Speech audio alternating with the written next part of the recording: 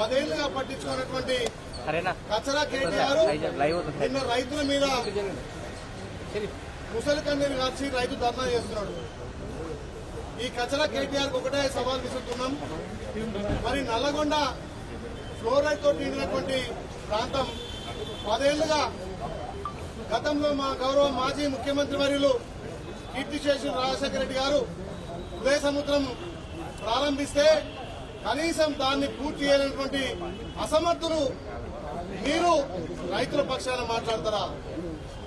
ఇలా ఎస్ఎల్బి సొరంగం కొద్ది అమౌంట్ తోటే పూర్తయ్యేదాన్ని 10 ఏళ్లు వెనుకకు నెట్టేసి నల్గొండ రైతుల మీద గుదిబండగా పెట్టి ఇలా మళ్ళా నల్గొండలో ఏ ముఖం పెట్టుకొని కేటీఆర్ ధర్నా పెట్టింది.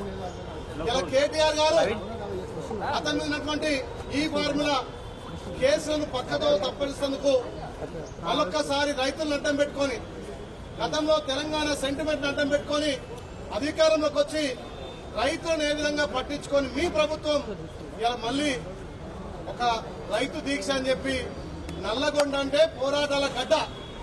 అదే నల్లగొండలో మీకు 11 సీట్లలో గోరిగట్టి అత్యసతో గెలిచిన 3,000తో గెలిచినటువంటి సూర్యాపేట మరి భూమికి చేరుతున్నాయని పట్టుకొని ఇలా మా గౌరవ మంత్రుల మీద మాట్లాడే దమ్ము ధైర్యం మీకెక్కడిది? ఇలా మా మంత్రులు తెలంగాణ మొత్తం రైతుల కోసం అహర్నిశలు పాటుపడి మా గౌరవ ముఖ్యమంత్రి భారతదేశంలో ఏ రాష్ట్ర ముఖ్యమంత్రి కూడా అంత పెద్ద సాహసోపేత నిర్ణయం తీసుకోలే. కేవలం 27 రోజులనే 21,000 లక్షల కోట్లతోటి 25 లక్షల మందికి రుణమాఫీ చేసినందుకు ధర్నా చేస్తామా? రైతులందరికీ నిజమైన రైతులకు రైతు భరోసా ఇస్తుంటే అది చూసి ఓర్వలేక రైతు దీక్ష చేస్తున్నావా? రైతులతో పాటు రైతు కూలీలకు కూడా సంవత్సరానికి 12,000 వేస్తుంటే అది చూసి ఓర్వలేక ఇవాళ నువ్వు ధర్నా చేస్తున్నావా? అదేవిధంగా గతంలో కేసీఆర్ రైతులకు పండుగ చేసుకోవాలి, ప్రతి రైతుకు యూరియా ఫ్రీ ఇస్తున్నాడు. మరి మీ అయ్య మీద ఎందుకు ధర్నా చేస్తలేవు?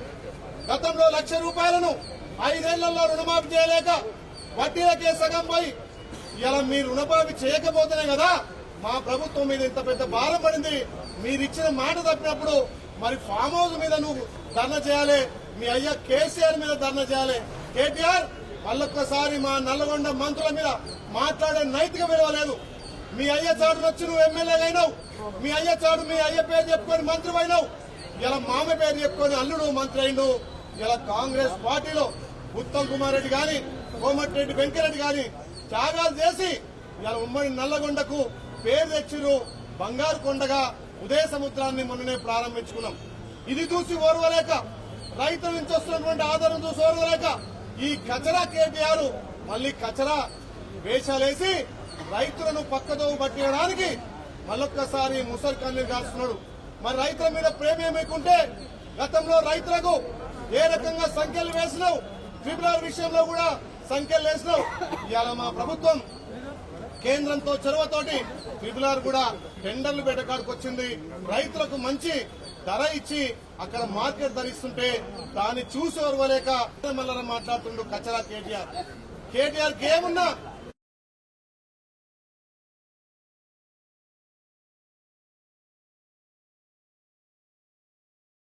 గెలిపిస్తే మీ అయ్యా నువ్వు మీ బావ తలకాయ పెట్టుకున్నారు.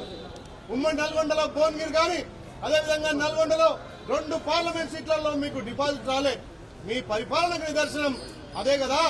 ఇలా మా ప్రభుత్వం గౌరవ ముఖ్యమంత్రి రేవంత్ రెడ్డి మళ్ళొక్కసారి నల్లగొండలకు వస్తే తప్పకుండా నీకు ప్రజలు బుద్ధి చెప్తారని చెప్పి ఈ పత్రికా ముఖంగా మీకు హెచ్చరిస్తున్నాం.